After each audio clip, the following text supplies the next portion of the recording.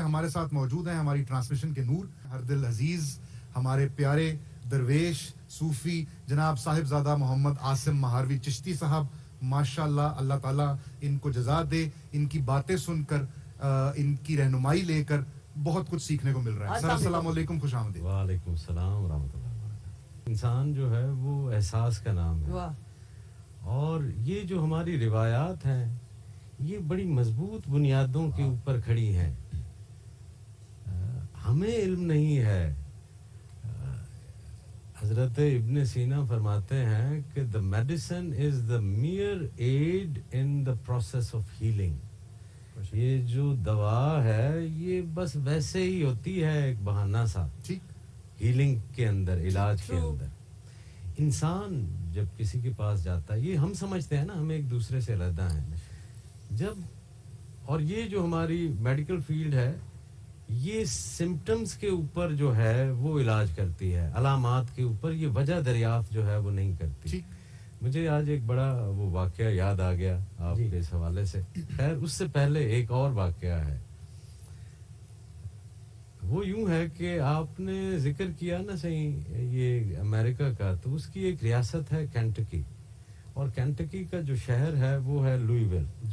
لوئیویل وہ شہر ہے جہاں پر جب ہم جوان ہو رہے تھے تو ہمارا ہیرو اور لیجنڈ محمد علی اس کا جو ہے وہ شہر تھا. تو جب محمد علی جو ہے وہ اللہ سائیں کو پیارے ہو گئے تو اسی سال میں تقریباً کو 3 ماہ کے بعد جو ہے وہاں پہنچا اور کینٹکی جانا ہوا لوئیویل.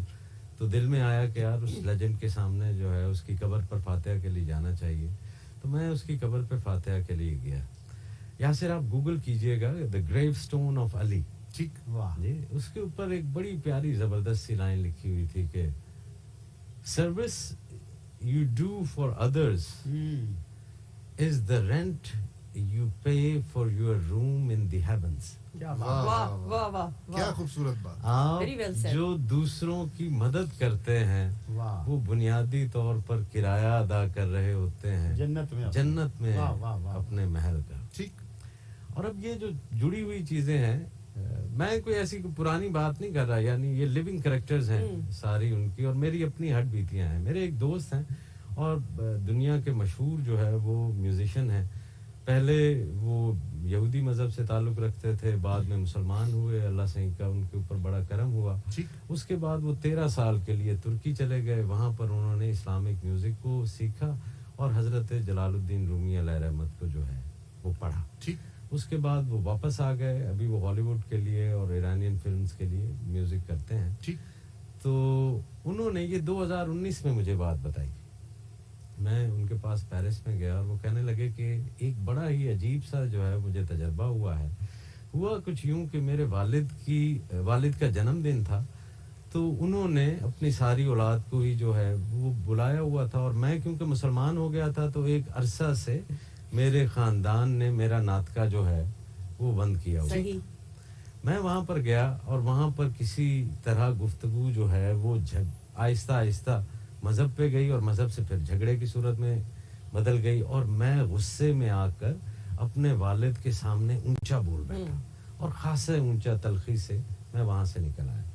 کہتے ہیں کہ 2 دن بعد جو ہے وہ مجھے داڑھ میں تکلیف ہو گئی اور وہ اتنی شدید درد تھا کہ میں پیپرز وغیرہ جو ہے وہ دیکھتا رہا کہ کوئی کلینک تو جو ہے ایسا ہو جہاں پہ میں جا کر علاج کروا سکوں. تو کوئی بھی ایسا کلینک نہیں تھا. ایک کلینک جو ہے اس کا مجھے اشتہار نظر آیا کہ they are open on Sundays also. کہتا ہے میں وہاں پہ گیا, وہاں پر ایک خاتون تھی کھڑی ہوئی. جیسے ہی میں گیا تو انہوں نے مجھ سے پوچھا کہ تمہارے کون سے نمبر دانت میں درد ہے. تو میں نے ان کو جو ہے وہ بتایا, تو مجھے تو نمبرز نہیں آتے تھے. انہوں نے خود سے ہی کاؤنٹ کر لیے اور ایک پرچی پر لکھ کر کہا یہ اپنے پاس رکھو. اس کے بعد وہ میز کے پیچھے لگے بک شیلف کے اندر سے کتابیں ڈھونڈنے لگے, اور ایک کتاب دیکھتے ہوئے اس نے مجھ سے پوچھا کہ تمہارے دانت کا نمبر کیا ہے. تو اس نے جو نمبر تھا وہ بتایا. تو تھوڑی دیر بعد اس نے کتاب رکھ کے بیٹھ گئی اور کہنے لگی کہ دانت کا علاج تو میں کرتی ہوں, لیکن مجھے یہ بتاؤ کہ تمہارے باپ سے جھگڑا تو نہیں ہوا. اللہ اکبر. अच्छा کہتا ہے میں اتنا حیران ہوا, میں نے اسے کہا تم ڈاکٹر ہو یا کوئی یہ کیا ہو, کوئی نجومی سائیکک ہو. ریڈر ہو, کیا چیز ہو؟ تو وہ مجھے کہنے لگی میں نے تو کچھ بھی نہیں کیا, یہ کتابوں کے اندر لکھا ہوا ہے. میں نے تو تم سے نمبر جو ہے وہ دانت کا پوچھا ہے, اور اس کے اندر لکھا ہوا ہے کہ ایک وجہ اس کی یہ بھی ہو سکتی ہے کہ بولنے والا اپنے باپ یا ماں کے ساتھ اونچی آواز میں گفتگو کر گیا. اللہ اکبر. اچھا یہ جو ہم ہمدردیاں کہتے ہیں نا کہ دوسروں کے اوپر احسان, جی احسان لینے والا آپ کو محسن بناتا ہے, بے شک, وہ آپ کا بھی محسن ہے. کیا بات. ہم یوں ایک دوسرے کے ساتھ جڑے ہوئے ہیں.